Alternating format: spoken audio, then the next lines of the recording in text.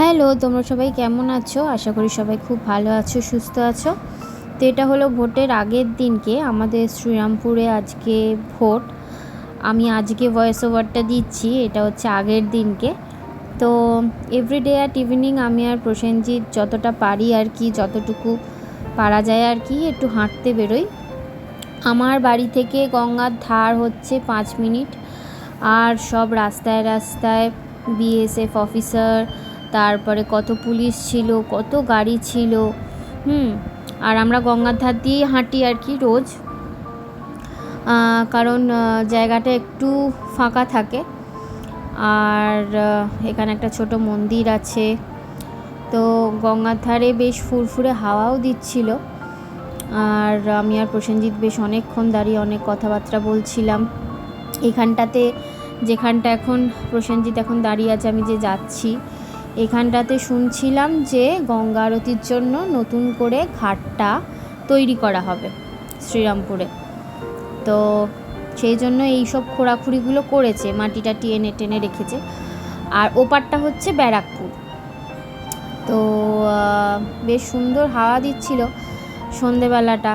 আর পাখিরা সব ঘরে ফিরছে, তাদের পাখিদের কিচিরমিচির আওয়াজ বেশ সুন্দর লাগছিল। অনেকক্ষণ ধরে দাঁড়িয়েছিলাম, কথা বলছিলাম। আর এটা একটা বড় বট গাছ।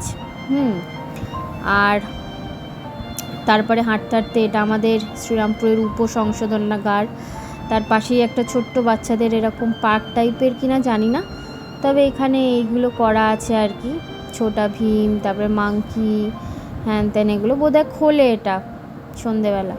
তো তারপর চলে গেছিলাম একটুখানি স্মার্ট বাজারে, একটু সাবু চিড়ে এইসব কেনার ছিল, সেই কারণে তো নিয়ে নিয়েছিলাম সাবু চিড়ে এগুলো। গরমকালে সাবুটা খেতে ভালো লাগে আমার। প্রসেনজিৎ মেয়ে অতটা প্রেফার করে না, আমি খাই, শরীর ঠান্ডা থাকে। তো তারপরে এটা আমার বাড়ির সামনেই আর কি, যে মাঠটা আর কি, একদম স্টেশনের কাছেই তো আমার বাড়ি, একদম পাশেই বলতে পারো আমার বাড়ি। তো এখানে নাম কীর্তন হয় এই মাসটা পুরোটা জুড়ে। আর এখানে আমাদের ওই যে মাম্মার পাপা আসছে। আর এখানে আমাদের ফুচকা, ঘুগনি, চাউমিন সমস্ত কিছু পাওয়া যায়, পুরো মাঠ জুড়ে বসে।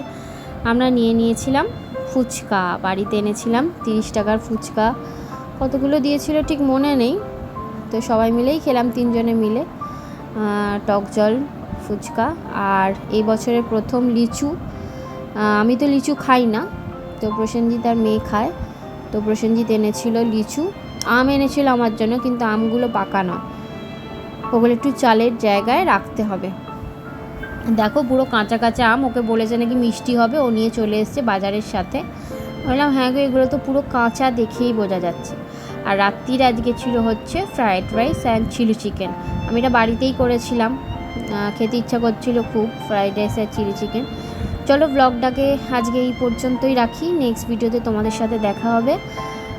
তোমরা প্লিজ আমার চ্যানেলটাকে একটুখানি ফলো করে দিও। টাটা।